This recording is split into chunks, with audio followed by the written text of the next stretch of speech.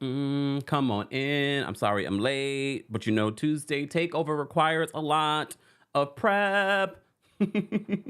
Come on in, everyone. Be sure to like the video. This is our weekly Tuesday takeover where we cover a variety of hot topics, reality TV, and reality TV news. Shout out to all of you that have been entertaining yourselves in the live chat. We appreciate you guys.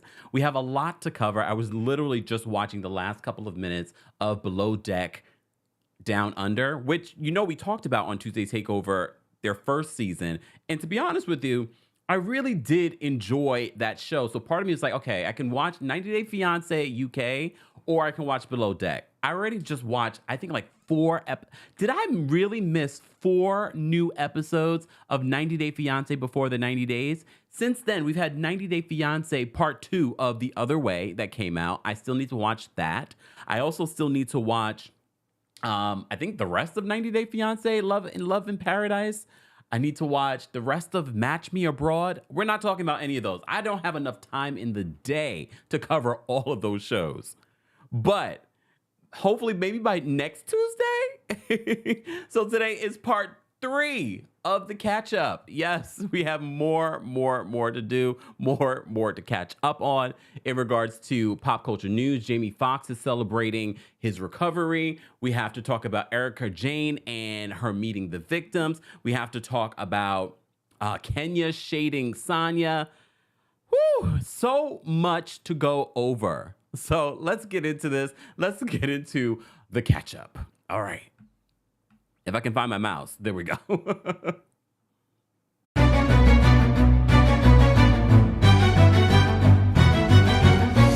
It's been dark way too long in this place. That bright smile long gone been replaced. From ear to ear I see that fear in your face. Tell me when the last time you felt safe, cause there's some evil people in the streets. Evil at your front door, creeping while you sleep. It's time to raise up, show that evil we ain't weak. We don't turn the other cheek, I can show you how to be strong. Come on, follow me. Heard you looking for a hero. Well, look up. No more running from the bad guy, I'ma stare him in the eye like, what's up? I know the journey got hard for a minute, but I ain't giving this up. Yeah, I got the heart of a champion. If I get knocked down, I get back up. I am the 5th member. How about that? How about that? Sorry, I'm doing some last minute things that I need to add to our conversation today. Be sure to like the video. Be sure to share the video. It is subscribers only live chat. Shout out to our Kings Guards that are in the building. Shout out to our of course, channel members. We appreciate you guys. This is part 3 of our catch up since I was on vacation. There's been a lot. There's been a lot to catch up on. There's still a lot that I still have to watch. I didn't believe it. And first of all, you know, 90 Day Fiancé episodes are not just like, oh, an hour or even a half hour. Like Crappie Lake. Thank God Crappie Lake. Oh, you keep skipping. Oh, Crappie Lake should be longer. No. Keep it 30 minutes. And it's actually less on Peacock if you have the no ads version. It's like 20 something minutes. And I still didn't even finish watching that. I've watched the first 2 episodes, which I thought Crappie Lake was decent. All right. Where's my picture of Crappie Lake? For those that don't even know, Welcome to Crappie Lake is the Roni spinoff with Sonia Morgan and Countess Luann. All right. I thought I had a picture of them. I can't keep up. Anyways, you know what I'm talking about. Welcome to Crappie Lake. I thought it's decent. Some of y'all do a little too much when you're like, oh my God, it's so good. They need to give it a second season.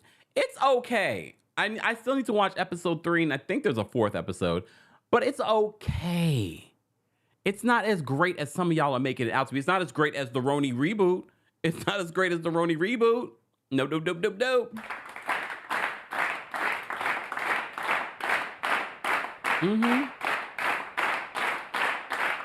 Don't get me wrong. I love seeing our girl Sonia. I love seeing our girl Luann, but it's decent. It's decent. It's a decent show. It's cute, but it's not as great as, and this is why I have to watch things for myself and I can't fall to, and this is where I love being a tourist, being stubbornly ourselves. I can't fall prey to like, oh my God, it's so amazing. It's so great. It's okay. Based off the first 2 episodes. Maybe episode 3 gets better.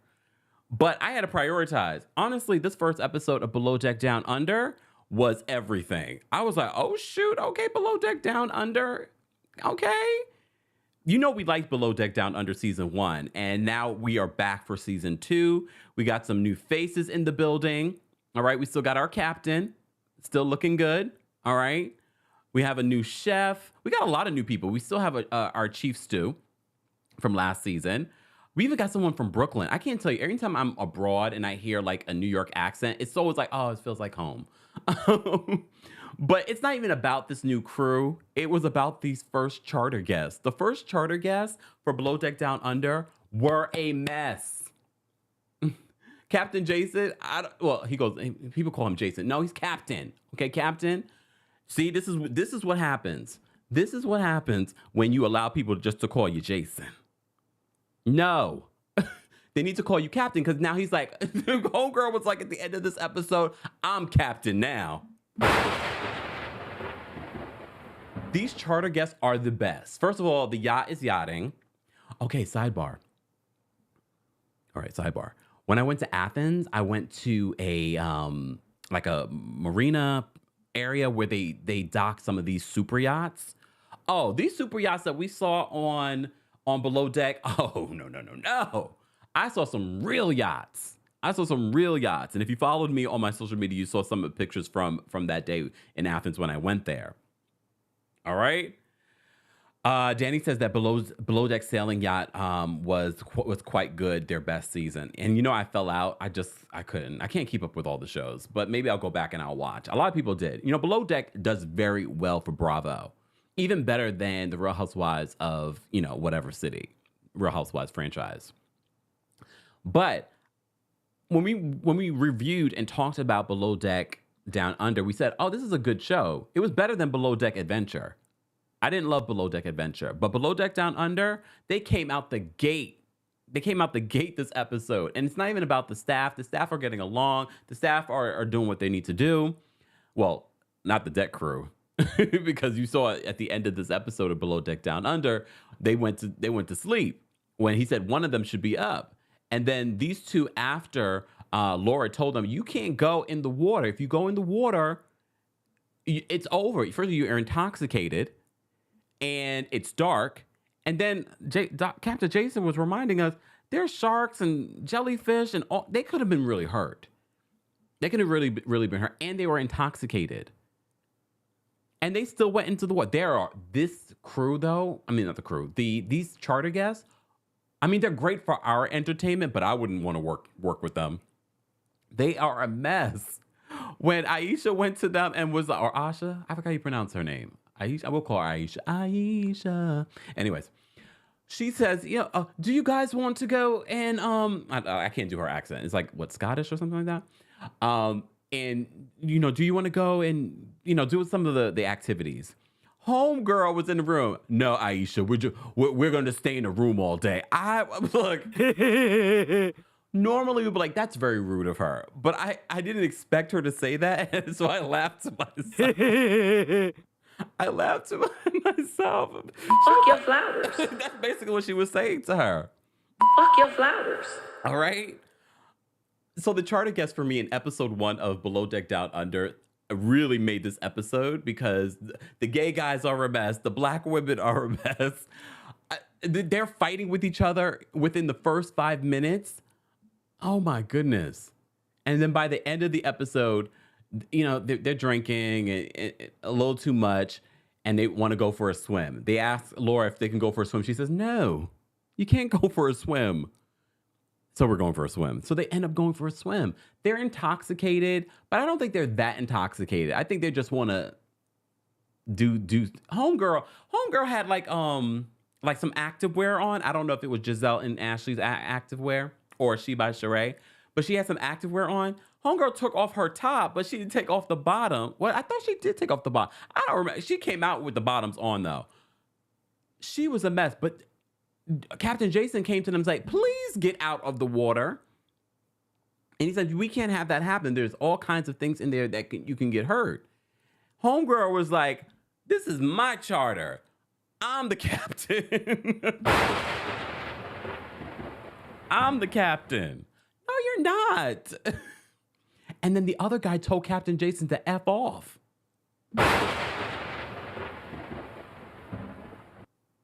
They're drunk, but now Captain Jason's like, oh, well, now we're going back to the marina. You guys don't know how to act? I'm going to teach you a lesson. No, Captain Jason. We need another episode with these people. We need at least 3 episodes with these charter guests because they are a hot mess. A hot mess. We got the gays. We got some black ladies on this. I was like, okay. But they were fighting amongst each other already. Oh, well, look. Beyond Doodle says, surfers don't surf at night for a reason. I live near the beach. Love down under. I do too. And out of the first episode, we were already like, oh, okay. I don't know how I feel about the cast just yet. I don't know. First of all, they're down people as well. They're down on the deck crew and they're down on the stews. But so far, they're all getting along. Danny says, hey, Danny. Danny says, sometimes I wonder if the guests act like this because they see the camera or because producers have encouraged them to act a fool. I've heard things from behind the scenes. Some of it is they are encouraged by production to act a fool. Just saying. Allegedly. But I have to say the first episode of Below Deck Down Under grabbed me in because at first I wasn't sure. I was like, the crew seems okay. I love the fact that this yacht used to be like this old shipping boat. They turned into a luxury yacht. And like I said, when I was in Athens, I saw a lot of really beautiful yachts. A lot. I was like, damn, this is how the other half are living? When I say the other half. The other half. So seeing how they transformed this boat into a luxury yacht, gorgeous. The crew, I don't know. I don't know how I feel about the crew yet, but remains to be seen.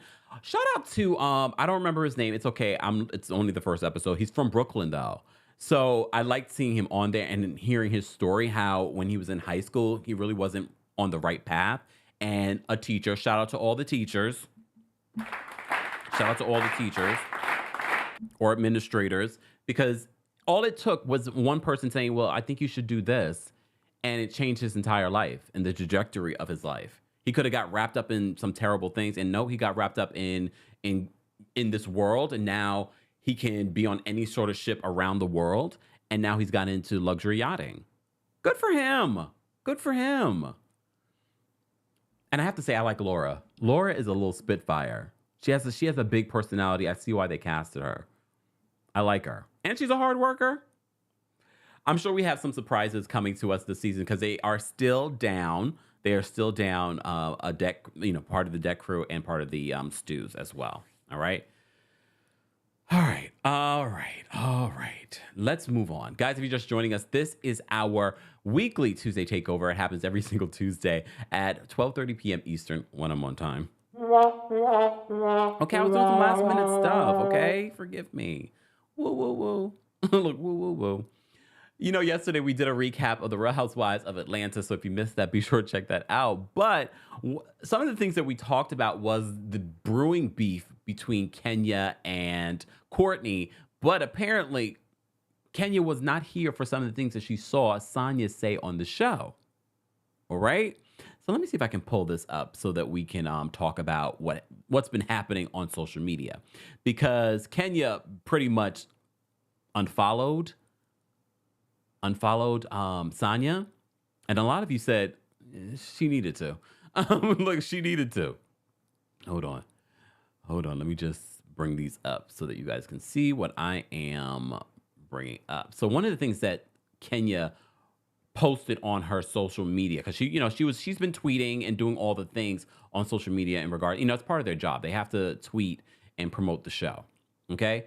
So one of the things that Kenya tweeted, this is just one. One of the fans said to Kenya, and well, not to Kenya, but they just said in the comment section, recapping the show, they said, what are we even talking about right now? Sanya, why are you going so hard on Kenya's man after she done helped you raise all that money for your charity? I'm sorry, this is fake stuff is too much. Here's the thing. We also have to keep in mind, a lot of these confessionals that you're seeing, the time, the chronology of it all doesn't link up. So that's something important to keep in mind. And we were talking a little bit about that yesterday. So a lot of what we're seeing, sometimes the confessionals are done quite later, and maybe a lot has happened, and that's why certain people are being a little snarky towards other people in their confessionals. But anyways, we already said that Sanya is a flip-flopper. Okay. So Kenya retweets this and says, and she tags Sanya. She says, because Sanya is not my friend or neutral, pay attention. Okay. This was followed by Kenya unfollowing Sanya, and then Sanya unfollowed Kenya. But Sanya also posted on her social media this on her Instagram story. She says, when you stay relevant and working without having to post one tweet. I mean, I get what she's trying to say, but I was sort of like, I don't know about this, Sanya. I don't think, I mean, yes, you are relevant in the sports world. But when she says, when you stay relevant and working without having to post one tweet, you better be posting tweets. You're supposed to. It's a part of your contract.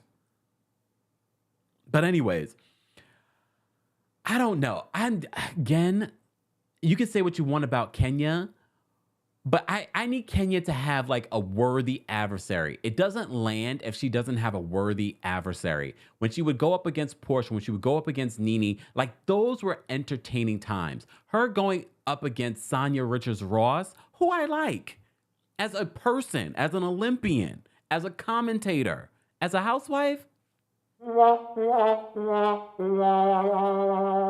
Not so much. I don't need the hamina. I did kind of like the energy that Sanya was giving Candy, and I said that, and I was like, wait, I could kind of see this being enjoyable. I'm not enjoying a beef between Kenya and Sanya. I'm not. Real House Husband. I love that name. I like Sanya, but she's all over the. I think that's why people aren't connecting with Sanya. I don't think Sanya is a terrible housewife. I think people are just not connecting with what she's offering us on the show. Just saying. But like I said, in regards to Kenya, is Kenya reaching for some beef here with Sanya Fonfallen? I don't know. I would want Kenya to explain, besides what we've seen on the show, I would want her to explain, like, what was the root of you unfollowing her? Unfollowing people nowadays is just like, that's why I didn't make a big deal of Sheree and Martell not following each other. Yeah, let's not follow each other, because then it won't be a big deal if we fall out. So Kenya, don't follow her back. Don't follow her back after the reunion, even if you guys make peace. Sanya, same. Don't follow her back. If we can survive another 2 seasons or something, I mean, if you get another season, let's be honest. A lot of you, after watching the Roni reboot, have been saying we need the same thing to happen in Atlanta. You want to see this happen in Atlanta. And I said to you, I don't think that Bravo's brave enough. However, if Roni reaps the ratings and the advertising and the rewards from this reboot, they will definitely consider it. And the fans have been asking Andy about it, and all he did was give an emoji. All he gave was an emoji about it. So it's not impossible, and it's not really up to Andy. Let's be honest. It's not up to Andy. Andy has influence over his franchise. However, he doesn't have influence over the network. Not anymore, at least. So it's not up to Andy. Will they reboot New Jersey? Some of you said reboot New Jersey, reboot Atlanta. Okay, the ratings for those cities aren't terrible. I'm surprised I haven't seen any of you say reboot Orange County. What about Orange County? What about rebooting that? Or you just want that canceled? Salt Lake City, if y'all don't bring it this season, I don't see them rebooting you. I see them canceling you. Anyone else? That last season was terrible. Their first 2 seasons were great, so I'm going to give them grace for season 4. And they're bringing back Mary Cosby. I'm so happy that I see a lot of people. I want to see what those ratings are. I don't see if the ratings have come out yet in regards to the Roni reboot. But based off of fan reactions, I'm like, you guys really love the reboot. You really love the reboot of Roni. Let me see if the ratings have come out yet. I don't see any ratings updates yet. Sidebar. Speaking of the Real Housewives, did you guys see the photo? Let me see if I can post it. Let me see if because I know you guys like to see visuals, but this is why Tuesday Takeover becomes so cumbersome for me to recap, because it ends up being like, oh, I need a picture for this. I need a picture for that. I need a picture for that. I need to have a soundbite for that. It's a lot for Tuesday. And yesterday was very busy here. And then this morning I dropped a new video talking about Kim and Kroy. We'll get to them in a second. Hold on. Let me just see because I know you guys want to see this. So let me see if I can pull this picture up. Here it is. All right, let me pull this picture up, because a lot of you were like, "Uh-oh," and I'm not so surprised to see Bethenny and Jill together. They're not friends, and obviously they came together to to record Bethenny's Rewives podcast. So I'm not completely shocked to see them together. They have been in a good place ever since Bobby. All right, since Bobby passed. So they posted this yesterday. Bethenny posted this. She says, tonight, meaning yesterday, tonight Jill and I reunite for the first time one-on-one since 2010. Not really. I mean, when did Bobby die? It wasn't 2010.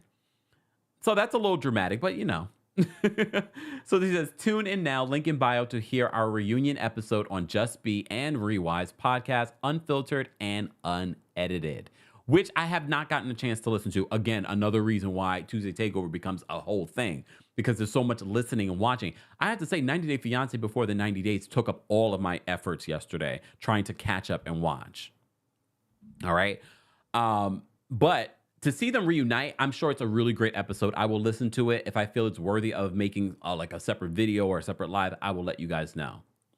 DGF says that the podcast was great. I will let you guys know once I listen to it. Okay. Paris says, who is Bobby? Jill's late husband. Woo, woo, woo. Rest in peace, Bobby. So I'm not surprised by any of this. I'm not surprised that they reunited. Okay. So Bethenny and Jill reunited for her podcast. Anything about business, they're not friends. So just saying. All right. Moving along. Wait, I did see something. Margaret says, what happened to Real Housewives of Dubai? What do you mean what happened to it? It's coming. They filmed. They have a new housewife, according to sources. Stay tuned. I'm hearing end of the year. Just saying. So Real Housewives of Dubai are coming. They've wrapped filming. I believe I'm hearing that we're going to get Real Housewives of Beverly Hills before, and I believe it's coming in November, allegedly. Judy, thank you so much for the super chat. All right. Judy says, hello, Kempire Kings Guards in chat. I'll have to catch the replay. Good morning, lurking. Like the video, please. Thank you, Judy. We appreciate you. Shout out to our Kings Guards. We appreciate them as always. All right. Paris says, oh, sorry, never watched their season. Who's Jill? Damn, come on. I can't catch you up right now, Paris. Go Google Schmoogle. All right. Ronnie says later this year, the blog said. Well, my sources. I'm not. Well, Happy New Year. Oh, damn. That's all I'm gonna say. All right.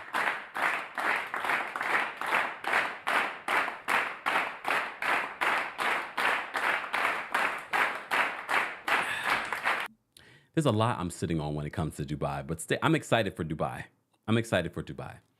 All right, moving on. Let me open my notes. So this is how I forget to cover certain things. So let me open my notes. All right. So we already talked about Below Deck Down Under. We already got into some Real Housewives news in regards to the Real Housewives of Atlanta's stars Sanya and Kenya fighting. Welcome to Crappie Lake. We talked briefly about that. I watched the first 2 episodes. It's not bad. However, I don't think it's as great. And this is why you have to watch things for yourself. And I'm not saying that you won't enjoy it. I can see why people like it. It's light. It's funny. It's quick. I don't need it to be an hour. Do not make it an hour. I like that it's a half hour. All right. But I think it's good. You're seeing Sonia Morgan and Countess Luann go to this small town in Illinois. It's the small town of one of the producers of this show. and they go in to help revitalize the town because after the pandemic, a lot of small towns were greatly affected. A lot of businesses closed, a lot of people sick and things like that. All right. So they go and they do all these little quirky little things in the town. They're throwing on a show. They're helping with different projects and things like that. It's a cute show. It's a light, funny energy show. It's perfect to have on Sunday nights. I believe it comes on after Roni, the reboot, which is perfect. It's perfect. Bethenny says, Bethenny's fiance, DGF says, Paul suggested that she and Jill review the reboot together. I don't know. I don't need their review, to be honest with you, because they're so closely attached to it. I feel like they're going to be a little more critical. You know what I mean? So I don't know if I need that. I mean, we can try and see how it is. Yeah, Temmie says it's like The Simple Life, but there's a reason why The Simple Life is not on anymore. I thought it was okay.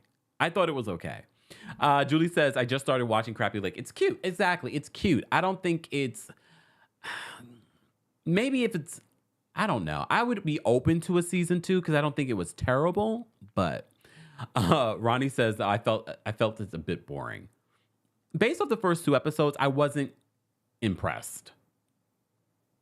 But I'm going to continue watching because I do love Sonia and I do like Countess Luann. Countess Luann looks great. She looks great.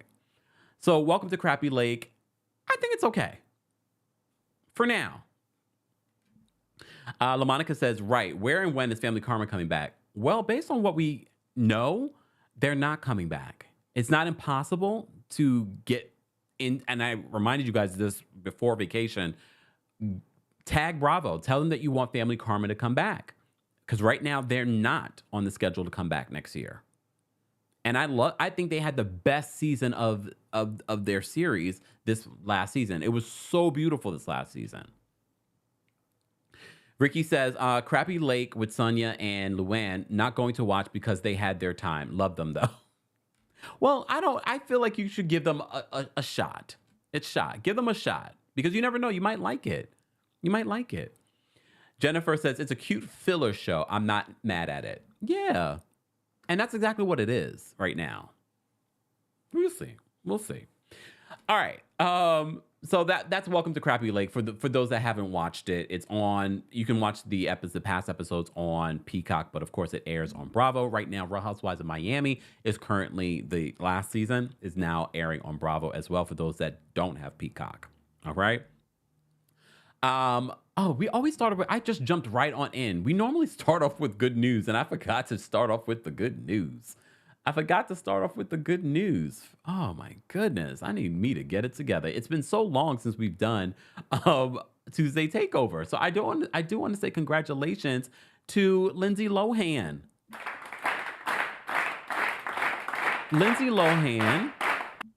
Lohan has given birth. According to The Hollywood Reporter, the 36-year-old gave birth to a baby boy named San Lua, or Lo, I'm not sure how to pronounce it. An Arabic name meaning shield or protector.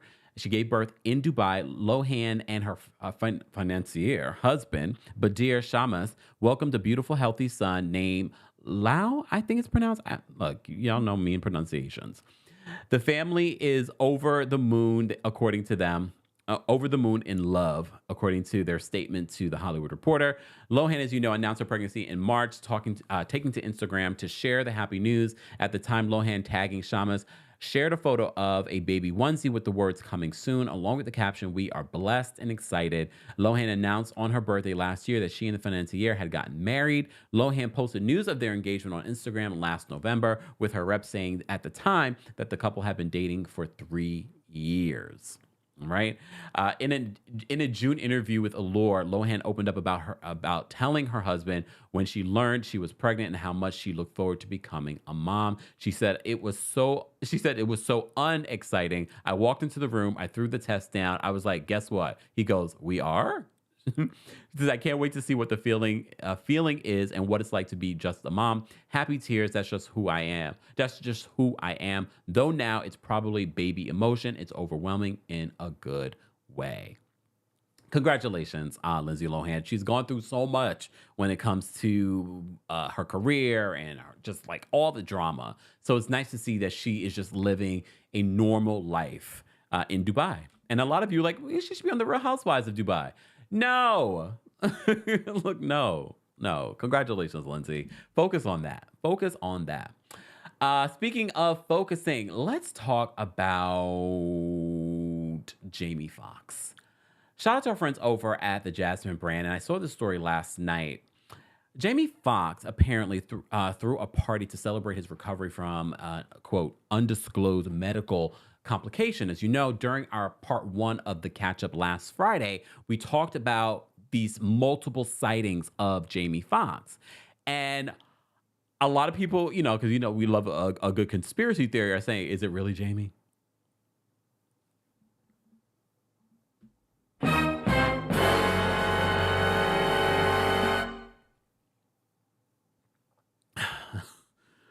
I don't know. Look, I don't know. I've been looking like this.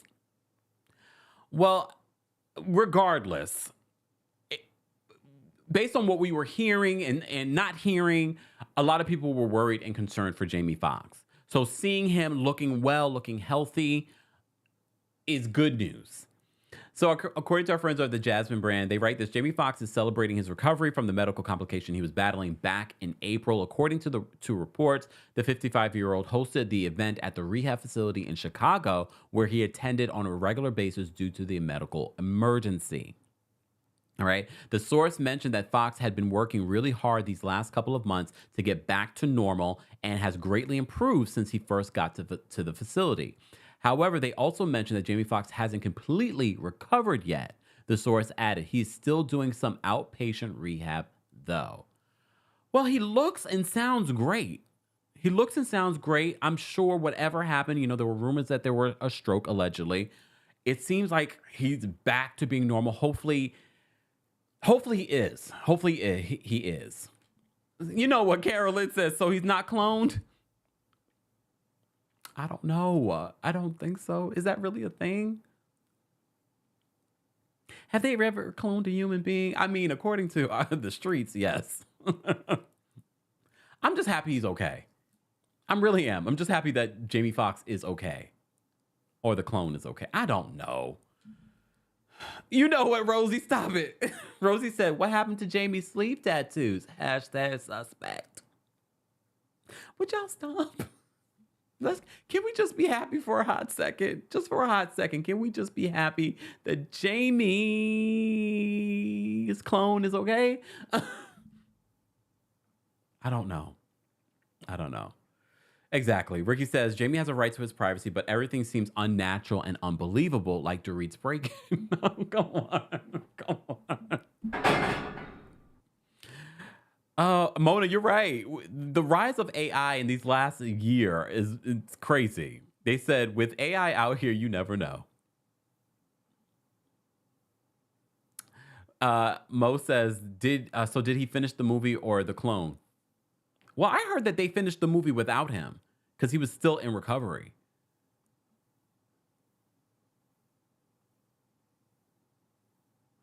Cocoa Puff, it's okay. This is what Tuesday Takeover is about. Cocoa Puff says, Kempire, this is so off topic, but I didn't get a chance to respond yesterday. Speaking as a 30-year, not a 30-year lesbian, the comment about lesbians always reaching the destination is a lie. It's a hit. And that's why I said you have to talk to other lesbians. We were talking about this during our Roni reboot recap and what Jenna Lyons said about lesbians. And I said, that's Jenna's experience as a lesbian.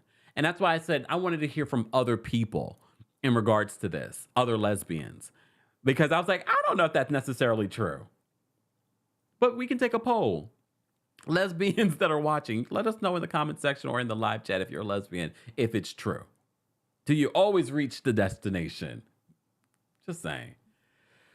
Esther says AI is haunting everyone. It really is. Hey, April. April says, hey, Kep, I finally caught a live on Tuesday Takeover. Yes, for those that don't know what Tuesday Takeover is, today it's our catch up because there's so much that we've missed in the last couple of weeks since I've been away, the last 3 weeks since I've been away. Here goes Leah. She says, Campfire After Dark, loading again. Nope. We're going to stay away. But Tuesday Takeover is where we talk about a variety of reality TV news, and pop culture news. I spent most of yesterday trying to watch 90 Day Fiance before the 90 days. And I feel like they're having their best season. Yes, I believe that they're having their best season.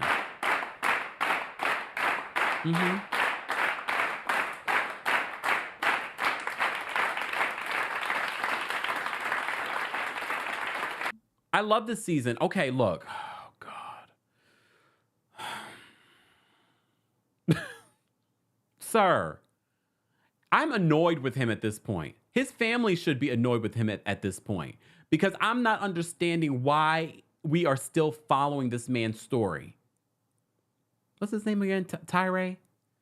I am done following his story. Why are we still following Tyre and the catfish that never was?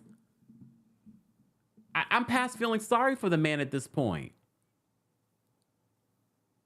I'm past saying woo woo woo. No, woo woo woo. Sorry.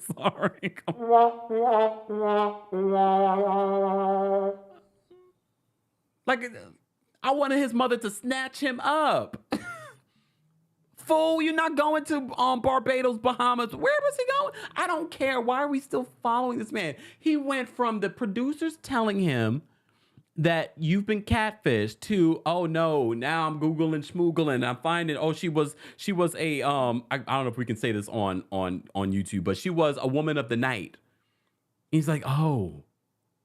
And she was like 30 minutes away. No, that's not the same person. You've been catfished. It's a man, and he used someone else's photos. And not me getting invested on this last episode, like, well, maybe. Well, maybe.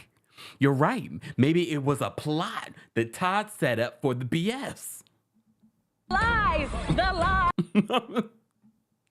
What? Okay, so for those that don't even know the Tyre story, I think I just told you. So the producers told him, because he's been talking to this woman for years. He even went to Barbados, Bahamas. I don't remember where he went. He went to the islands to meet this person. They never showed up, but he still kept on with this fake relationship. So the producers tell him this person's not real. It's a man. How you doing? And he's still like, well, maybe it's not true. We really loved each other, but we've never FaceTimed. We never spoke on the phone. Homeboy went and got an investigator. The investigator told him this person's not the same person. Then he got his poor sickly mother involved. And his mother had the typical black mother response when he says, I'm going to go to Barbados, Bahamas. I don't remember where. Barbados, I think it was. He said, I'm going to go. And she was like, why? Like, why? Why? As Nicole said, he's too far gone to be helped. I mean, there's something definitely going on with Tyre. I don't know what it is, but someone needs to snatch him up and be like, stop. Don't waste your money. And unless Tyre, you want to tell us something. Unless there's something you want to tell us, maybe you feel like you might be interested in that other person because you found a connection. No judgments. But I feel like at this point, I'm like, producers, cameramen, editors, why are we family? Why are we following Tyre this entire time? We went to an investigator. Now he's trying to go to Barbados, Bahamas to follow this catfish. It's catfish. It's not real. Sidebar, shout out to Lohan. I will give Lohan some credit. Oh, welcome to Crappie Lake. Okay, we're jumping around. Welcome to Crappie Lake. Lohan went into that water and she came out like a shero with the catfish. I was like, you know what, Lohan, you are something else. You are full of surprises. Okay, back to 90 Day Fiance before the 90 days. I have a lot to catch up in regards to 90 Day Fiance franchise. So I will next week hopefully be caught up on 90 Day Fiance UK, which just came out, and 90 Day Fiance The Other Way. Another season of that has come out. I can't keep up. Ronnie says, I never saw 90 Days. Is it good? Yeah. In a really bad way, it's good. In a really bad way, it's good. If you're looking for quality reality TV, no. If you're looking for trashy quality reality TV, that's not Zeus. Yes. Yes. Hold on. Let me see what you guys are saying in the chat. Hold on. LaMonica says, y'all, that girl was gorgeous. I see you, Tyree, but boy, you are delusional. Yeah. Yeah. And says, I thought that was a joke. 90 Day spinoff called The Last Resort. I thought that was a joke. That better be a joke. I'm not covering all these 90 Day shows. Just saying.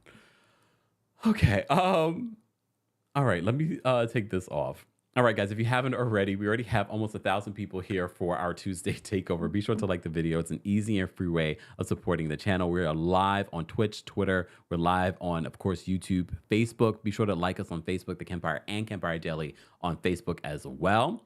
Patrice says that Tyree needs to find himself. Yes, he is interested in men. Actions speak louder than words. Stop pacifying folks' emotions. Well, I feel like that's what his family's doing. We're not. I told you we need to snatch him up. And why are we following this man's story? Oh, Tyree.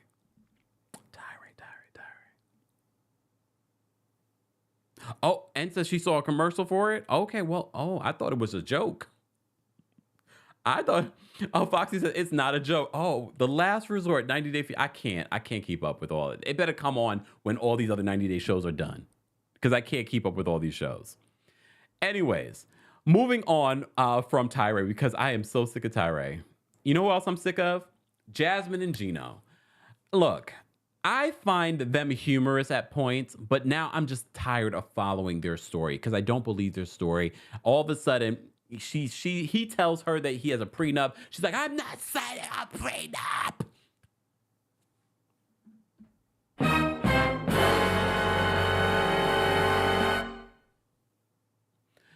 I mean, between the smeared lipstick, the fake eye contacts, the crazy humid-filled hair, and the screaming and the hypocrisy, because she's sitting there flirting with her ex. She's not getting any nookie from Gino. And Gino's like, well, it's because you're always fighting with me. No, I think Gino might have a problem downstairs. It's okay, Gino. But I also don't believe this relationship. Anyone believe this relationship? I don't believe this relationship at all. But I like the fact that Gino called her out for her hypocrisy because she's been talking to her ex. Her ex lives in the same building that she's sleeping with the ex. What do you guys believe? The ex doesn't care that she is engaged to Gino. She probably has told the ex, oh, this is just for television. It's so I can be a star.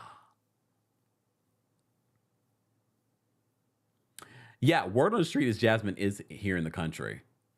I don't like their story, though. Their story is so... if this is real life, it's a classically abuse relationship. She's abusing him.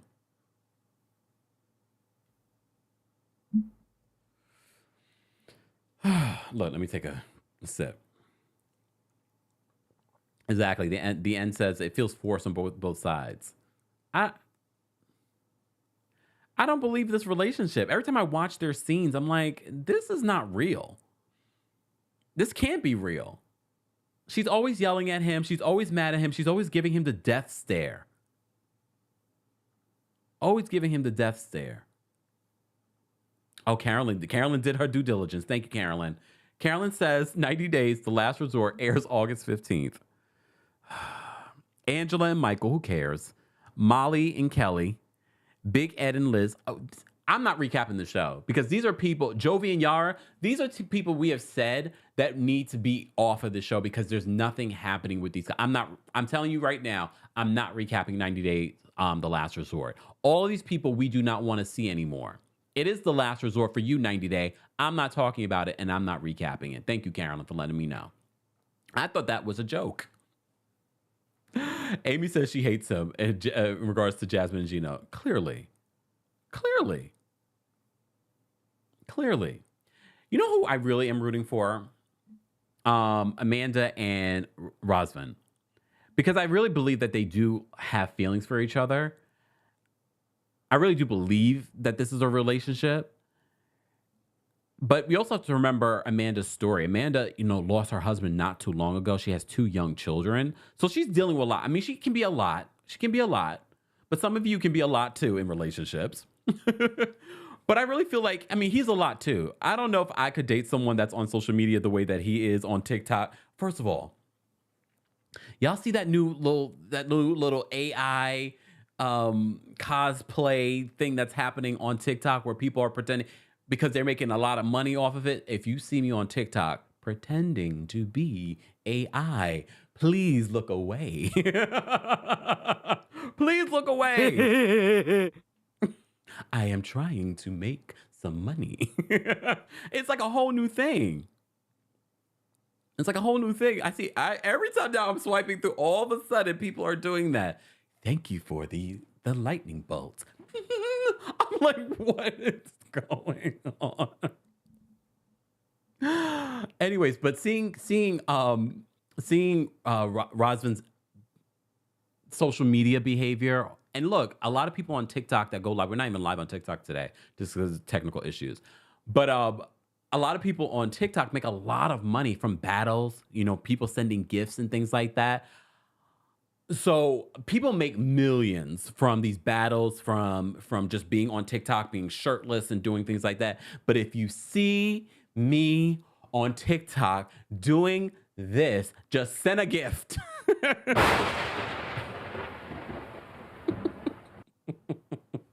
Just send a gift. Exactly. Catherine says, gang, gang, yummy, yummy. It's a whole thing. Yes, people are pretending to be AI. If you see me on TikTok doing this, just send a gift. Oh, exactly. D says, do what you got to do, Kempire. Make that money. Don't let it make you. You're right. I'm not doing it, though. I'm okay. Look, I'm okay. I'm not judging. Sidebar, I saw one of my friends doing it. I was like, what is happening right now? Okay, make your money. I'm not judging. I'm not judging the girls that are on OF. I'm not judging the girls that are do what you got to do. Look, who am I to judge? Who am I to judge? Okay? I just take that whole situation as sort of like a form of like ASMR. All right. Look. No judgment. Make that money, Kempire. Also, should I do it? Should I get on? Don't later. Be sure to follow me on TikTok at TheKempire. Anyways, Amy says, how did they not burst out laughing? Some of them do. There's one particular young lady that I followed. I don't follow. Every time I swipe through, she comes up on my thing. And she's like the Ghetto AI. And I'm like, you know what? You are a fool, ma'am.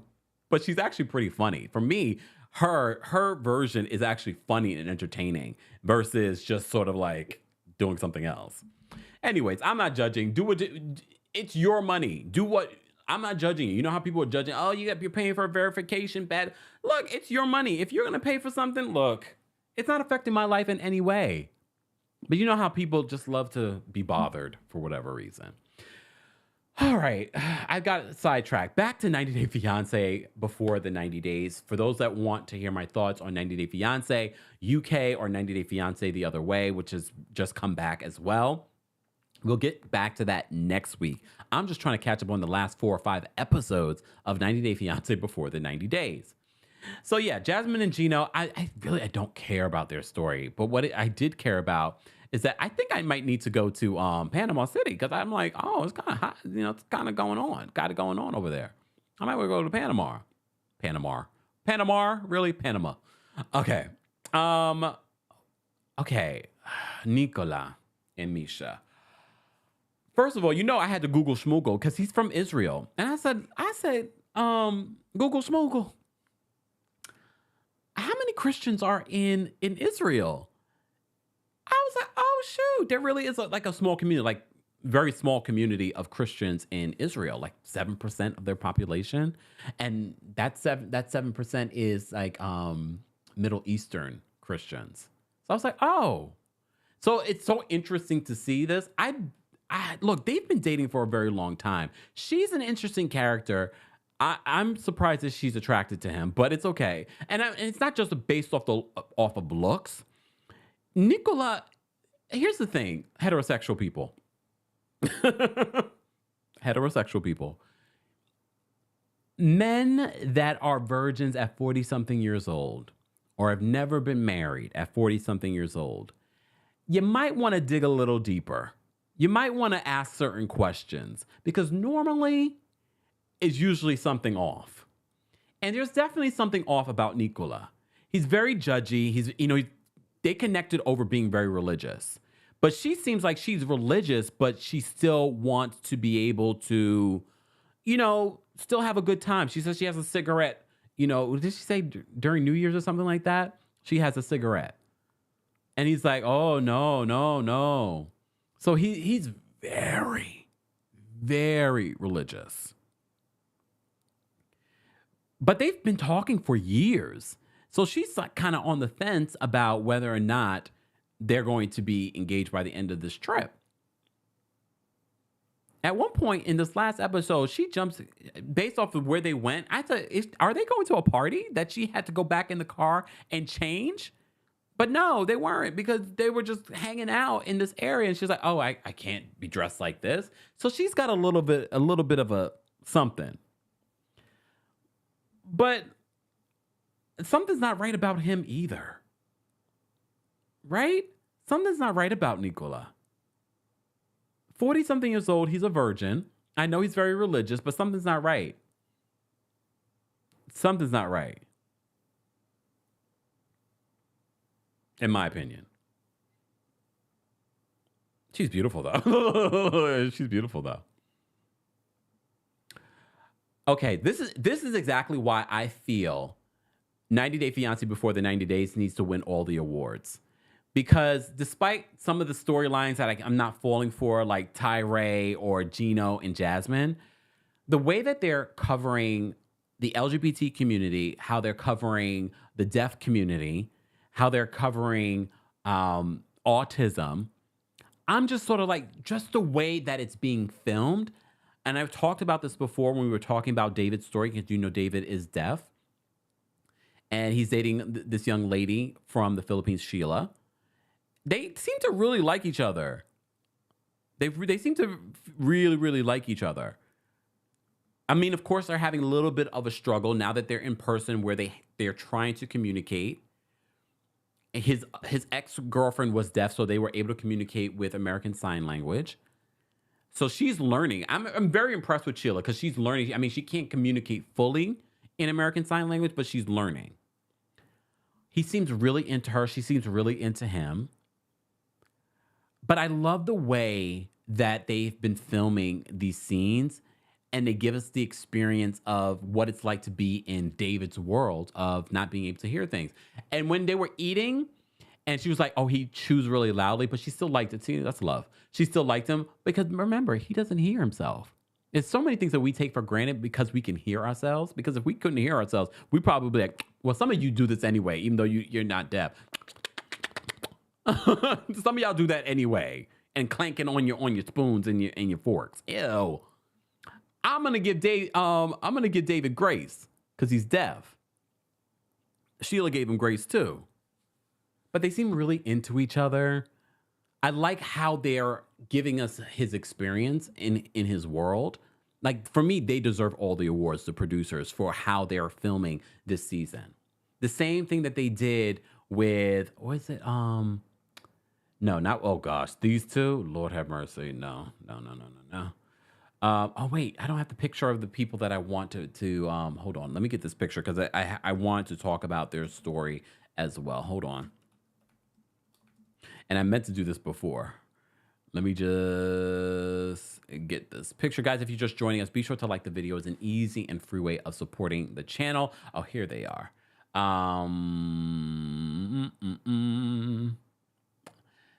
All right. Hold on. Let me bring this over. Okay.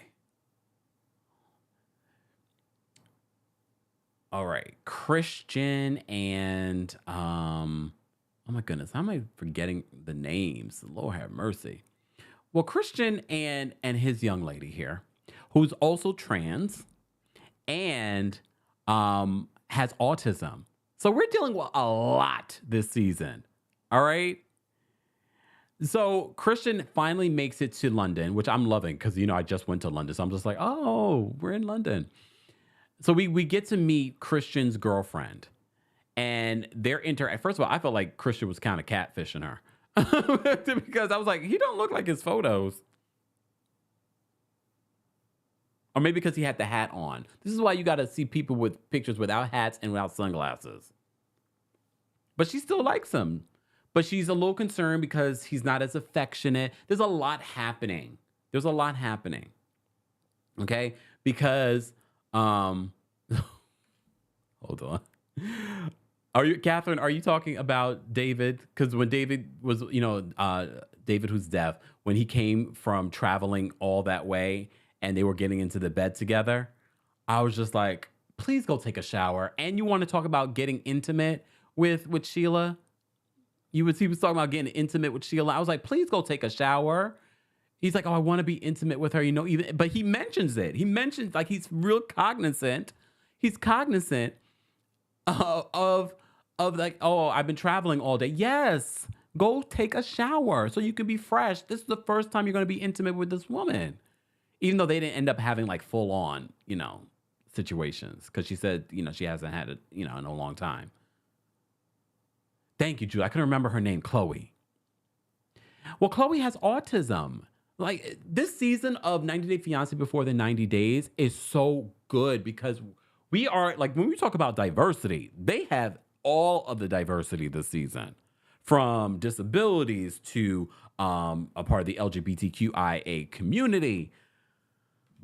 Catherine says nasty, smell like, I don't know, probably worse than that. Like, worse than that. I was like, please go take a shower.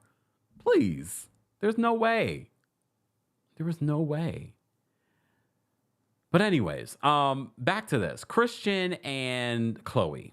Let me write this down so I don't forget later. Christian and Chloe. So Chloe has autism and she's part of the trans community. Okay.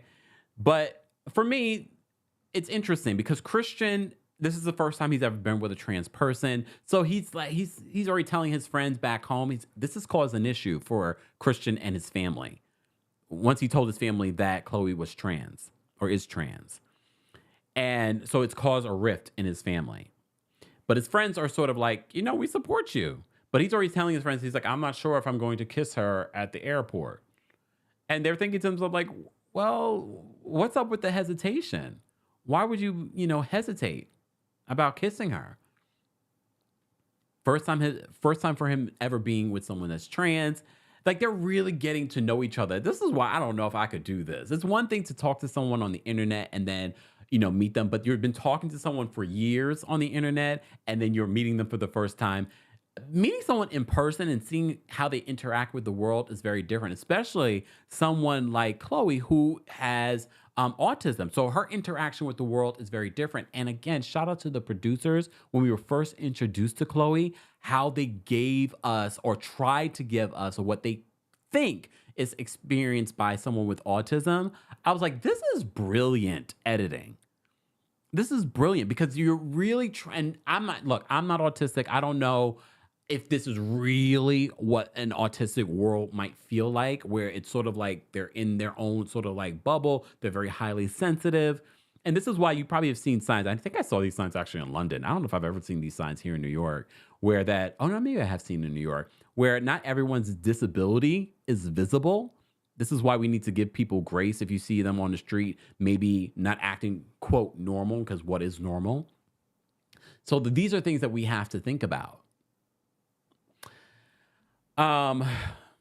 Yeah. Sassy says, I'm going to smell it now just because of the live. Exactly. The end says the scene in the street was good. Like they did for me, When we talk about people that deserve Emmys when it comes to reality shows, forget Vanderpump Rules. Okay, cute. But no, giving us this experience in editing, they deserve all the awards. All the awards. So Christian and Chloe have finally met. He flies to London and they're interacting. She's trying to get a vibe of him now because she's starting to see like he's very personable. He even tells her the story of, flirting with some women on the plane. And she's like, I don't like that. So is that something that you always do? Look, I don't think, some people are okay with their partner being flirtatious as long as it doesn't cross the line. If it's not something that you would do in front of your partner, then maybe you shouldn't do it. And I learned that from my training as an HR specialist. You know what I mean? Oh, yeah, okay. We have these signs here in I believe I've seen them here in New York. I just know recently I saw that in London.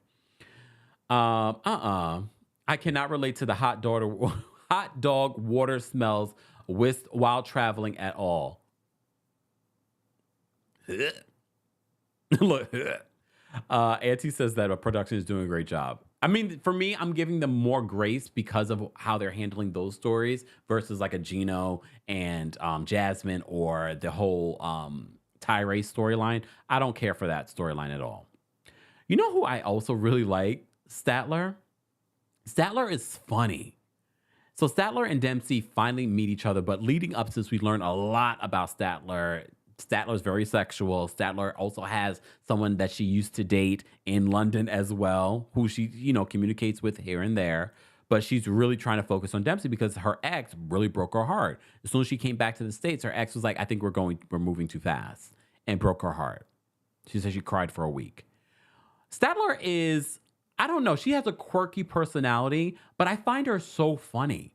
Like, I don't know if she's ever thought about doing stand-up. She probably should.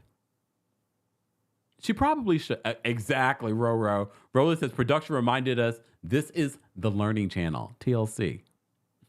That's what it represents. People forget because of all the shady situations. Jess says that Jasmine's scary, but Statler is hot. Statler is hot and Statler is funny. She's awkward, but Statler's funny. Dempsey is very pretty and normal. Mama Allie says, am I the only one that doesn't boil hot dogs? Why are we still eating hot dogs? Y'all know what that's made of, right? Unless you get it from, what is this? Shake Shack? Because I think they use good meat. I think. I think. But I have to say, I am truly enjoying 90 Day Fiancé. I like this couple. I don't like this couple. They seem to have like this is what Riley and Violet, they seem to have like really like snarky interactions, but then the snarky interactions turn to terrible arguments. And when they get along, it's for a hot second before they get into like a nasty, back and forth. I mean, I like that we get to see Vietnam though. Look. I don't like this relationship. I didn't like this relationship from the beginning because literally he hired an investigator about her. Something's very suspect about her. She didn't have any time for him when he got to Vietnam. And he's like, what? I don't like her, but I also don't love him either.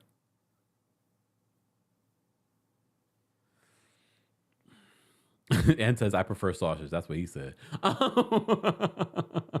kidding. Okay. They're all weird. Foxy said he's a bit weird. They're all weird. Is there anyone normal on this show? No. I feel for me, the only normal couple, like normal, and again, normal is subjective, is Amanda and Rosvin. They're the only ones that feel like, oh, this might work out. Everyone else feels a little shaky. Well, no, they feel normal. Look, they feel normal. David and Sheila feel normal. Misha and Nicola, something's not right about Nicola. Statler and Dempsey, normal in their world. Okay. Jasmine Gino, definitely not normal. And on anyone's standards. Tyree. No more woo woo woo for Tyree. It's more like, boy, you don't get over here and stop with this stupidness. Christian and Chloe. I mean, they're normal. Look, they're normal. I don't know. Like I said, normal is subjective. Who knows? Justin says, I thought the point was that they aren't normal. I guess. Exactly. Sassy says, I was going to say, what is normal nowadays? You got a point. Especially if you're out in this dating pool, you already know normal does not exist. Okay? Anyways, guys, exactly. Another one with private investigators. Like, if you're hiring a private investigator before you go visit this person, it's clear that this relationship is not going to work. It's not going to work. Guys, if you're just joining us, this is the catch up, aka Tuesday Takeover. We're doing a catch up on some of the things that we missed while we were away on vacation, specifically when it comes to reality TV, specifically 90 Day Fiancé before the 90 days.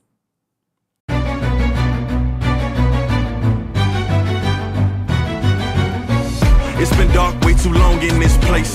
That bright smile long gone been replaced. From ear to ear I see that fear in your face. Tell me when the last time you felt safe, cause there's some evil people in the streets.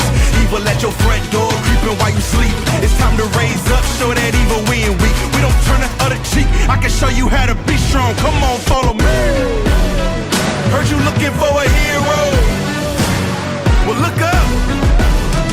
No more running from the bad guy, I'ma stare him in the eye like, what's up? I know the journey got hard for a minute, but I ain't giving this up.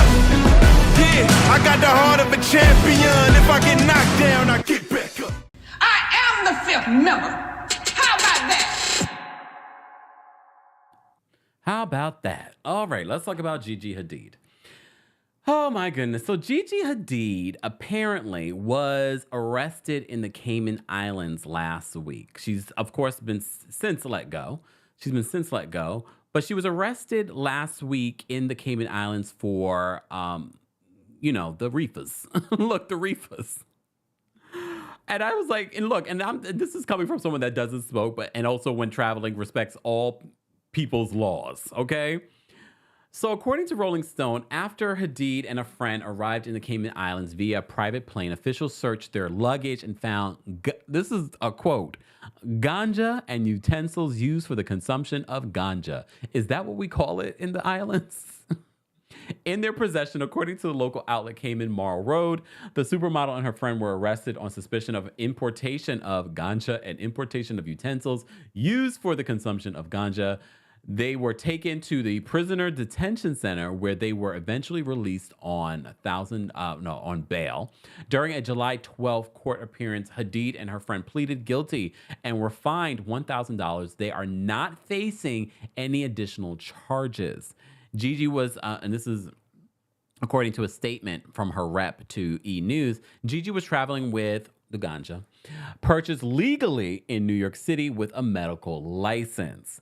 It has also been legal for medical use in the Grand Cayman since 2017. Her record remains clear, and she enjoyed the rest of her time on the island.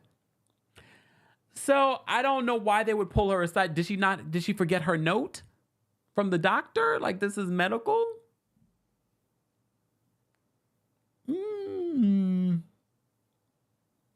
Okay. So good for Gigi. So many of you had comments in regards to, oh, Yolanda's not going to be happy about this. You guys are a mess.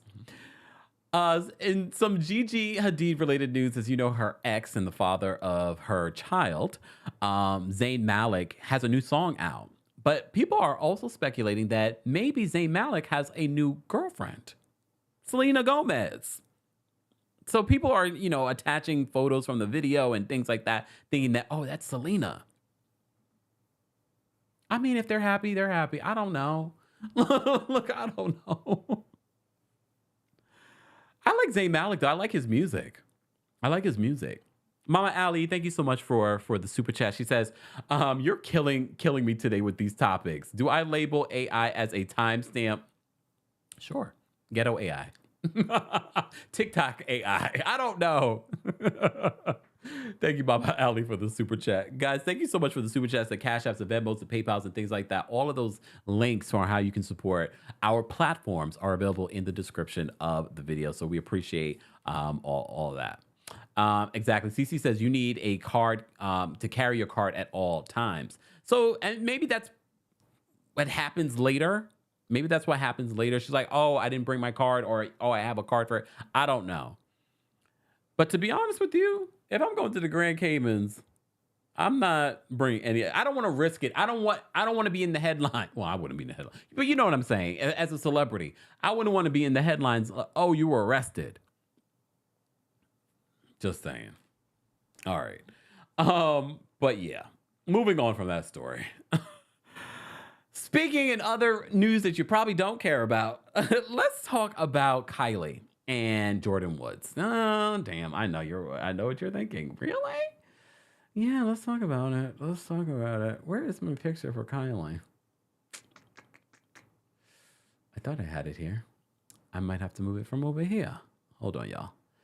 I know I did. Didn't I move this here? See how much prep that I have to do for this show, y'all? I'm like, what is going on? There's so many topics that we still have not covered yet. All right. So Kylie and Jordyn, Kylie Jenner and Jordyn Woods, they had a major falling out over this man, as you see from the bottom of the picture. Tristan Thompson, who at the time was in a relationship with Khloe Kardashian.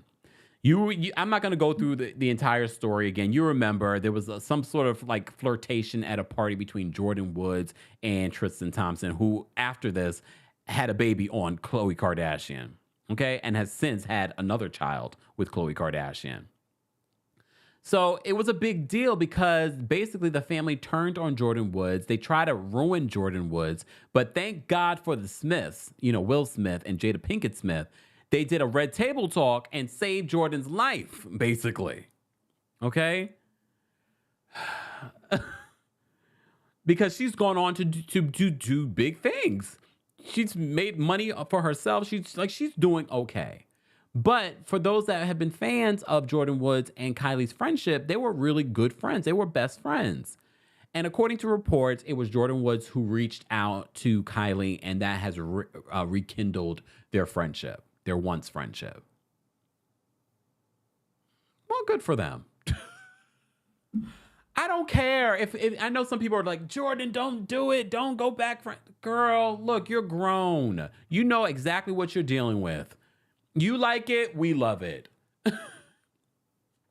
But the way that they turned on you, when people show you who they really are, believe them.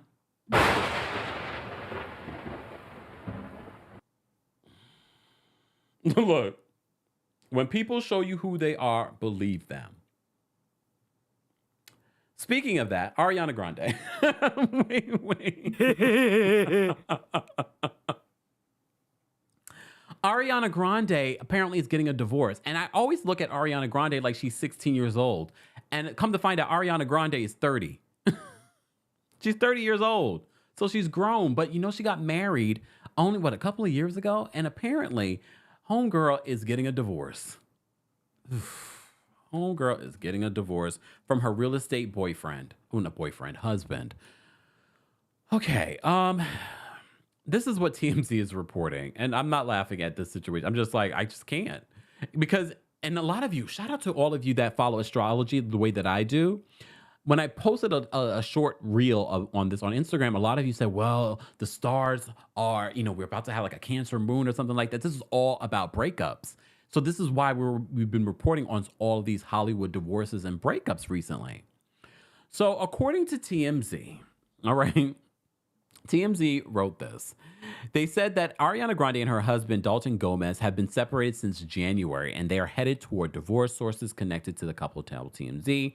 As they first reported, Ariana was not wearing her wedding ring at Wimbledon over the weekend. In fact, she's been ringless a lot these days. We're told a few months back that the two tried a reconciliation, but it failed. One source with direct knowledge told TMZ the relationship is, quote, heading for divorce. Apparently, Dalton even had traveled thousands of miles to London because, she's filming Wicked. Traveled all the way there to try to fix their relationship, and apparently it didn't work. At least look. Oh yes, thank you. It's Venus in retrograde. That's what people were saying. Venus is in retrograde. Whew, the Cancer moon was yesterday. Damn. Explains a lot. Anyone else breaking up? Esther says she's married. Didn't even know, because she married someone that was not so famous. And even when she married him, I was like, that seemed quick. But she seemed like she was ready for marriage. Remember, she was engaged to Pete Davidson too. How's Pete Davidson doing? Didn't he check himself into rehab or something like that, or mental health facility? Well, look, I'm an advocate for, if it's not working for you and you've tried, that's why divorce is there. So apparently they are divorcing. They're so young anyway. I feel like, well, not so young, because she's 30 now. Now is the time. Now is the time to get now is the time to get married if you're gonna get married. I guess. Look, I guess. Okay, speaking of divorces, Lord have mercy. Sofia Vergara and Joe, I'm not going to mispronounce his name. They are getting a divorce too. What is going on in Hollywood? All right, so apparently they're getting a divorce. People have suspected that these two are getting a divorce because of his dry birthday post towards her and the fact that he wasn't with her in Italy celebrating, living the best time. She's 51 years old. She looks great. And she's done very well for herself. Very well career-wise. And some people think that might be the reason. All right. So they said it's Splitsville for Sofia Vergara and Joe Maniglio. Sorry. Remember him on that HBO show? Anyways. Hot couple. Very good-looking couple. But that's not enough to keep a relationship together. Okay, hotness does not keep a couple together. They said, as the couple just announced that they're throwing in the towel on their marriage and going their separate ways, they issued a statement Monday telling Page Six, "We have made the difficult decision to divorce. As two people that love and care for one another very much, we politely ask for respect of our privacy at this time as we navigate this new phase of our lives." The outlet reports that they've been growing apart for quite some time and have been recently spending time apart to figure out a path forward. The two actors got together in 2014 and were engaged 6 months later. That's not bad. I know some of you are like, oh, that's No, they were together for a while. They got married in 2015, but never had any children together. Although Sofia has a son from a previous relationship, they often been considered one of Hollywood's big-time power couples. I don't think that's true. Like, Sofia is a power, like, she's a, A-list. She was part of Modern Family. Like, that really elevated her star power. And not him so much. And despite them being together, and now looking back at their relationship, it kind of made me look at, was this just a way to kind of elevate his career and it just never happened? So the contract was up. Look, I don't want to be that cynical, but was the contract up? So they said Vergara, who's been overseas celebrating her 51st birthday over the past several weeks, appears to have been telegraphing she may be a single woman, posting a ton of hot shots of herself in a bathing suit with no sign of Joe in any of her recent snaps. Granted, the guy's been busy on the East Coast lately filming a new movie with Vince Vaughn, pre-strike. Okay, this is Sofia's second marriage, Joe's first. Vergara was in a long-term relationship with businessman Nick Loeb before she hooked up with Joe, the remnants of which proved to be dramatic as their embryo case, you remember that story? With her ex dragged on for years in court. I believe she won that, though, by the end of it. So another divorce. You all said that Venus is in retrograde. So this is part... Forever Tyranny says power couple. I didn't even know they were married. That's why I said when they said power couple, I was like, I don't know about that. In order to be a power couple, you both have to wield some sort of power. Sofia wields power. Him, not so much. Not so much. Well, look, good luck to them. Speaking of relationships, can we talk about this other situation? Okay. Let me bring this photo over. Can we talk about Bebe Rexa? So Bebe Rexa posted on social media in regards to her. We don't know if this is her ex-boyfriend, but basically, Okay, this is a long text. Do I want to show this entire text? I'll show it. I'm not going to read the entire text, but I'll show you guys the text. Shout out to our friends over at Pop Crave. They posted what she posted on her Instagram story. Here's the thing, though, BB. When you start posting things about your relationship on social media, if you start asking for privacy later, girl. Look, we were just reporting on Bebe just a couple of weeks ago because I'm not going to say a fan. A man that was at her concert threw a phone at her face. So Bebe posted this on her Instagram story in regards to a text message that her ex sent her. Okay? Hold on, let me bring this over. So she posted this text message on her Instagram. All right? So, and then basically this is from her ex. Her ex says this. Hey, I never said you weren't beautiful, and I never said I didn't love you. In fact, I said how beautiful you are and how much I loved you. But I always said I would be honest with you, and your face was changing, so I told you it was. That was a conversation we were having, and you asked, because I care, would you rather I lied to you? You gained 35 pounds. Obviously, you gained weight and your face changes. Should I just pretend it didn't happen and that it's okay? Come on, I gained 3 pounds and you call me chubs and fat. Doesn't mean you don't love me. If you're trying to find reasons to break up, this makes sense, but it's not the real reason. If you're unhappy with me, yourself, with life, and don't see a future with us, then that's okay, and that's the reason. Don't use something like that to weaponize your anger or anxiety or any insecurity you may have. You know, I always found you to be beautiful, and loved you no matter what. I think it's important for you to think about things and write things down. Not write things down, speak to a therapist and do this retreat thing to get to the root of the problem. Let me know if you'd like to speak, if you need more clarity. Love you. So she posted this on her social media. Her boyfriend, who is Keon Safari, I guess that's how you pronounce it, Safari. Basically calling out her weight gain. How do you guys feel about this? Because especially women.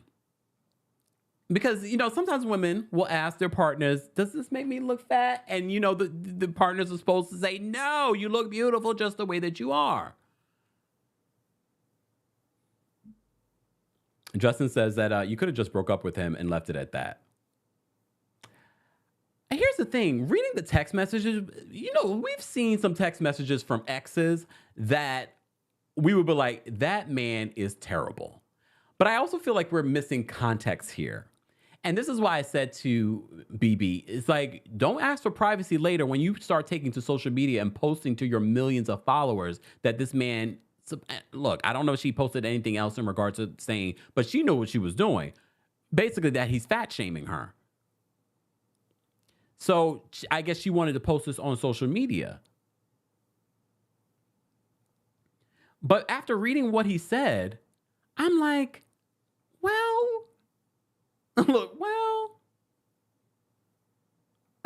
Wait, hold on, wait. I'm missing comments. Hold on. LaMonica says, I don't like that she posted the text. Like, really, it's private, though. And look, I have to say, there are so many guys that don't have the ability to communicate the way that this person communicated. You might not like what he had to say, but there are so many guys that would have been just terrible in saying what they said and just like, ugh. Temmie says, Kemp, are you telling me that you are lying when you tell me that I'm beautiful the way that I am? Who said that? Oh my goodness. Foxy says, don't fat shame anybody. It's cruel. Do we think that he was fat shaming her?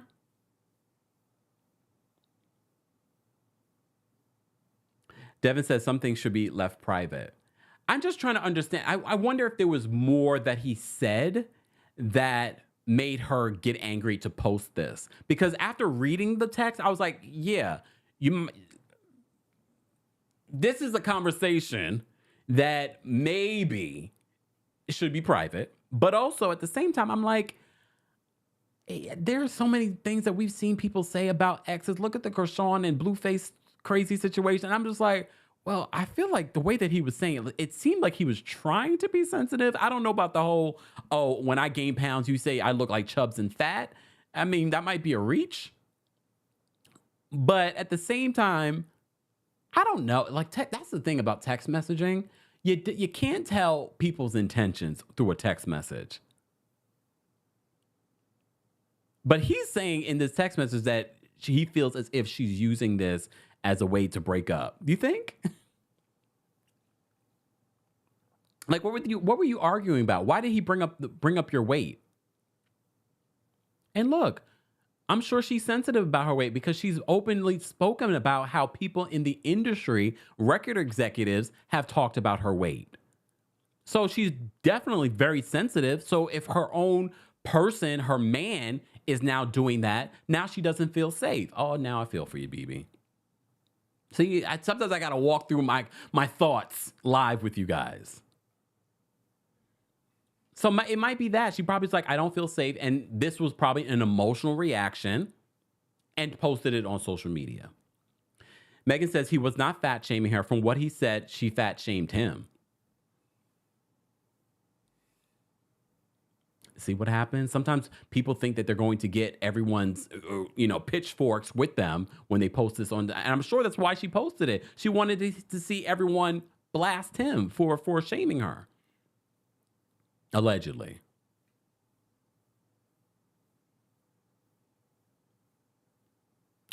I wanted to cover the story. Look, I wanted to cover the story. All right. Let me see what else I haven't covered. If you are a member of the channel, I'm going to post a call-in link on the community tab so you guys can call in and share your thoughts on anything that we talked about during our Tuesday takeover. Also, the catch up, because we're catching up on all the things that have been going on social media and in pop culture news and the things that we've missed. Exactly. Aledia, I agree. Aledia? I agree. I feel like we're missing something from this story because we're only seeing his text message. We're not understanding the full situation, like what happened. We're missing key evidence. All right. Wait, let me just drop this call-in link before I forget. Guys, keep liking the video if you haven't already. Liking the video is an easy and free way of supporting the channel. All right. Let me go to the community tab. And if you are a senior royal, I'm dropping that call-in link for you first. Let me just do this here. Because I'm sure there's more stories there's a couple of stories I haven't discussed.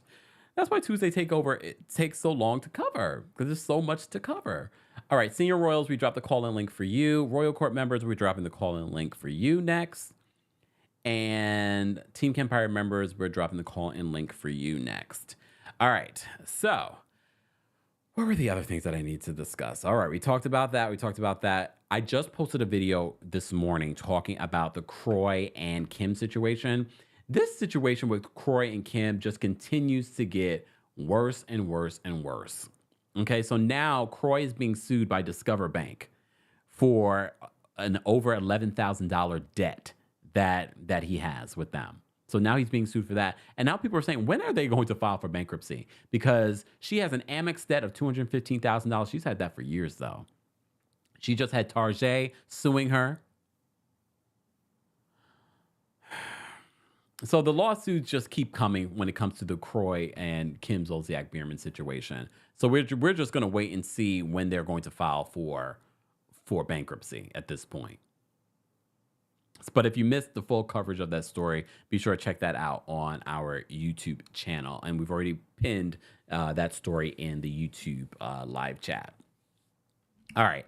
The other story that I wanted to talk about. All right, we covered that. All right. So I wanted to talk about Erika Jayne. Oh, Erika Jayne. So Erika Jayne over the weekend, you may have seen the blogs are reacting to Erika Jayne meeting with some of Tom Girardi's victims. All right. She met them at this wasn't even a plan. This was an event for something else. And apparently she made an appearance. So fans are reacting to this whole situation and they're like, this feels performative. The cameras were there. Of course, everybody's reporting on it. Here's the thing. Like, part of me wants to be open. Look, Erika Jayne doesn't need my forgiveness. The victims, she needs their forgiveness. But then I have to remind myself some of the things that Erika Jayne has said multiple times over the last couple of years in regards to Tom Girardi's situation. Alleged victims, like keeping those earrings that were bought with victims, literally bought with victims' money. So I'm just sort of looking at like, I don't know if I can trust this situation, especially when it's such a public situation. I don't know how I feel about this whole thing. But apparently fans have feelings and they are not falling for it. Some fans that have always been Erika stans, they were like, oh, look, she's finally doing something for the victims. And you guys still can't forgive her. It's not for us to forgive her. It's for the victims. If victims want to forgive her, good. But I can't forget some of the horrendous things that she said on a platform to millions of people that I can't care about anyone but myself. And then this. We're on appeal for legal reasons. Keeping those earrings and then appealing once the earrings were out of her possession, appealing to get those earrings that were literally bought. There's receipts with victims' money.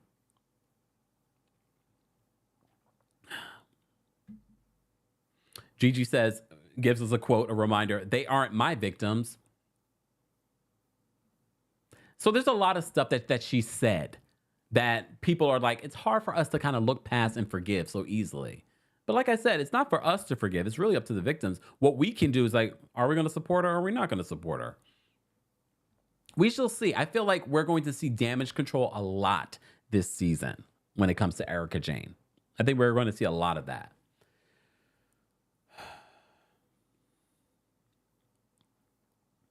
Oh, good point. Oz Fly Girl says Erika has a Vegas residency coming up. Are they trying to clear her reputation so the show isn't negatively impacted?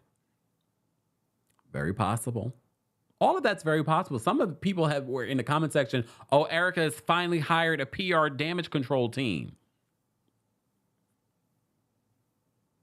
Right now, we're still waiting whether to see. We know we had that story where the prosecutor's expert said that Tom Girardi is fit to stand trial. So then there's that. All right. We already have quite a few of our members backstage. If you remember the channel, we've posted the call-in link on the community tab. Live chat, we have, almost 1,000 of you in the building. Let's get to 500 likes. We're almost at 500 likes. All right. Like the video. It's an easy and free way of supporting the channel. Everyone backstage, I'm going to give you a timer. All right. So stay tuned for that. Stay tuned for that. Let me just switch this on my disclaimer. This is our Tuesday takeover for those that aren't familiar, where we cover a variety of hot topics and pop culture news and reality TV news as well. Where is my, okay, here that is, okay.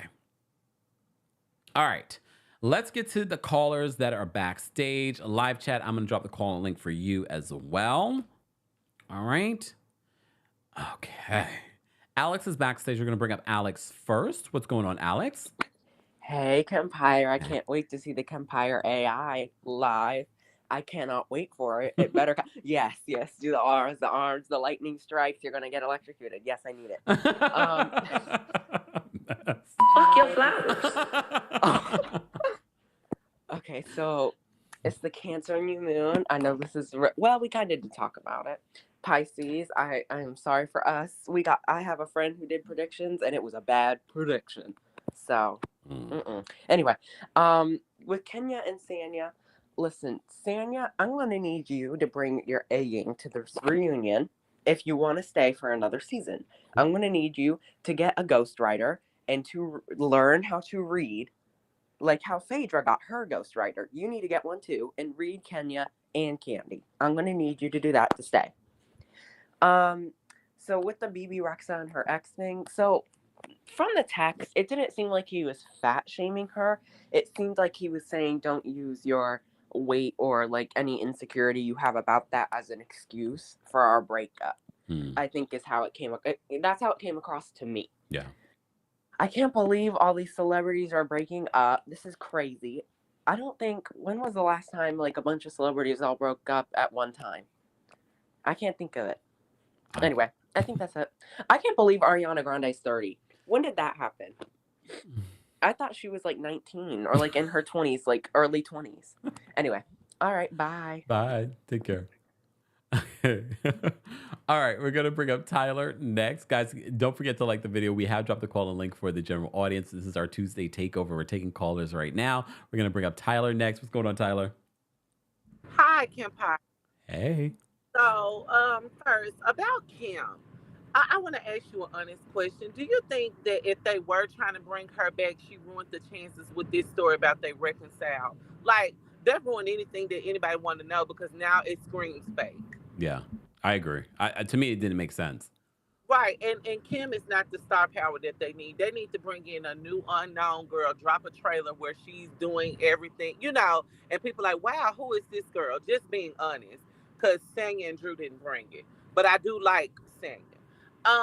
Sanya, as far as this reunion goes, girl, like, listen, baby. Kenya is in the book of reading.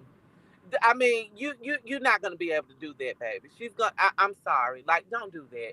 Don't be Sheree and ride for the wrong team. At least when Cynthia will give you a quick one too, because Cynthia bagged Phaedra into a corner when she told her win a case, and then when she told Kim, I will never forget when Kim had on that ugly dress, and she said, "I don't even know why you're talking to me. I really don't even know why you have on that dress." Cynthia will give you a quick one too, but Sonya, girl. Don't let Marlo gas you up and leave you at BP. As far as Ariana Grande goes, I seriously did not know. I mean, she's like my age. I did not know that. Because my little nieces and nephews love them. I used to be like, why is this little girl talking about thank you next? I didn't know. Well, that explains I can no longer be mad about her last album because I was like, this little girl just started, But I guess that explains it. But that's all I wanted. Thank you. Thanks, Tyler. Take care. I mean, I think a lot of us, I remind myself of a lot of things when I start Googling, schmoogling, and covering these stories. I'm like, Ariana Grande, first of all, is married, and then she's 30 years old. All right. And I agree with Tyler. Like, y'all don't give Cynthia Bailey enough credit for how she held her own those 10 years of her being on the show. Okay, we'll move on. Mocha's backstage. We're going to bring her up next. What's going on, Mocha? Hey, Kempire, how are you? Glad to see you back. Thank you. Listen, how y'all not going to remember Joe Manganiello? He was in Magic Mike. Okay. He was one of the dancers from that. So shout out to him. Poor Sofia, but hey, one man's trash is another man's treasure. And hey, listen, the streets are saying that Tina Knowles Lawson and Richard Lawson have split up as well. That there have been one of those quiet uncouplings. Oh.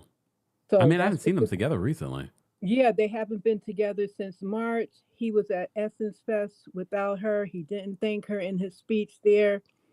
She's been following, going to all Beyonce's concerts. I think they said he didn't have his wedding ring on. So I want to see them, maybe men's fences or whatever. I hate to see them split up because I love them together, but I don't know. That's why I've been single for all these years. I'm single and happy about it. Wait, what does that mean? Like, what do you do? Why does that make you happy to be single? Because listen, like Jay-Z said, 99 problems and a man ain't one. It's too much. People have their own hidden agendas and everything else. I'm too old. I just celebrated my birthday. Shout out to my cancer people. Happy birthday. Yep. So it's a listen, when you get to be my age, it's too much trying to see what they're doing, wonder what they're doing, and I don't have to deal with that. So if I want to take somebody out to dinner, I take my grandsons out. Oh. And stuff like that. I can't go through that. Been married 3 times. I'm good. Married and divorced 3 times. I'm good. Okay. Well, that's understandable then. I get it. All right, Kempire, thank you. Take care. You too. Take care. And thanks for the tea. Yeah, apparently, look, I didn't hear that about Tina Knowles, but I did notice, like, I really have not seen Tina Knowles and Mr. Lawson together in a while. But, Foxy says, I think Beyonce's mother was robbed. Yeah, she was robbed recently when she, I think she was here in New York and her home was robbed. And apparently she had like $1 million in the safe. I mean, look, that's above my tax bracket. But are we really keeping $1 million in cash in the safe? Really? I mean, that's actually kind of smart because the way this banking system is, but someone done took it. Someone knew. That was an inside job. Anyways, Sudor is backstage. We're going to bring Sudor up next. What's going on, Sudor? Hi, Kempire. Hey, how are you? I'm good, thank you. The first time calling, so I'm really excited. So, what I'm going to talk about is Sanya. Okay. So, the thing is, I think we forget sometimes that Sanya hasn't seen it for Kenya since last season when Kenya called Ross aggressive. So, I still start on the fact that Sanya's a flip-flopper, but I think that's why she comes for Kenya the way she does. And for Candy, I don't know what her issue is with Candy. I think she's just reaching because she's trying to be on Marlo and Cherie's good side. There's no need. But for Kenya, she better come for Kenya and not miss at the reunion because I will be watching with so much glee and happiness to see Kenya take her down. That's all. Thank you, Kempire. Thank you, Sudor. Take care. Y'all are hilarious. I don't think. Oh my God, Sanya! I told you this is your Olympics. This reunion that's coming up. They're supposed to be filming that not this week, probably next week. So I hope you're ready.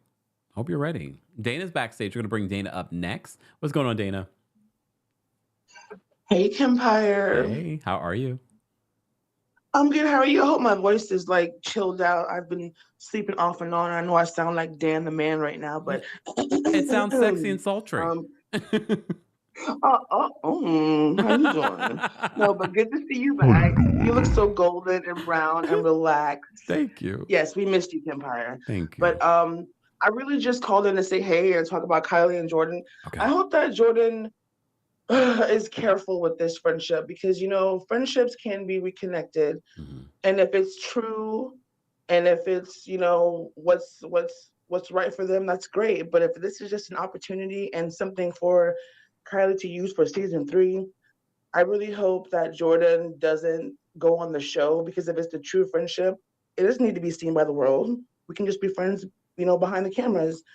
So I just hope that she doesn't get used or pulled into some other Kardashian BS because they're good for that and using people when they need a storyline. So I just hope that it's good for Jordyn and she doesn't get her relationship all screwed up because of this reconnecting. So, but we'll see. I don't watch the show, but I like to of course hear about all the stories like everyone else does. But yeah.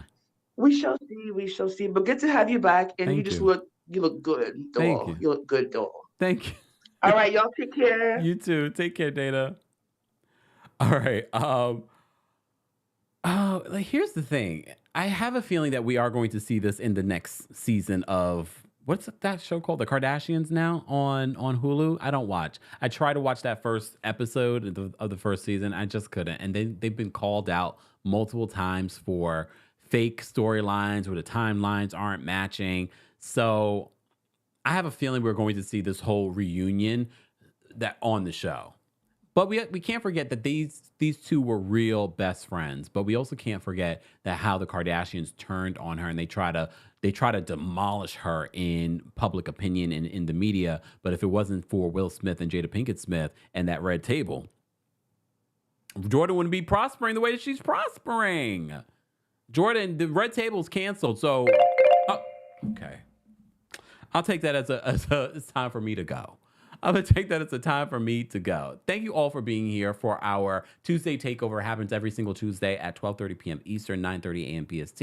If you're part of the replay crew, don't forget to let us know your thoughts in the comments section on any of what we've discussed during our Tuesday Takeover. And shout out to our King's Guards and Mama Ali that will be getting those timestamps for you guys a little bit later on, as long as I remember to put it in. Mama Ali always sends it right after the live, but then I get caught up covering stories. It is what it is, but I will definitely try and make sure I put the timestamps immediately so that you guys can go to the most important details of what you would like to see and hear. Thank you all for being here. Thank you so much, Break the Cycle, for the super sticker. We appreciate you. Thank you.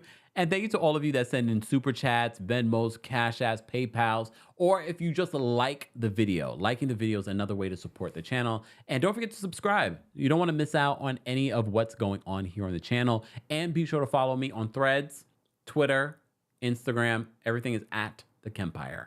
Head on over to TheKempire.com for all social media, our podcast, and our merchandise. I will see you guys in the next live. Our next live will be, who knows? Stay tuned. Turn on your notifications. Let's get out of here with some music.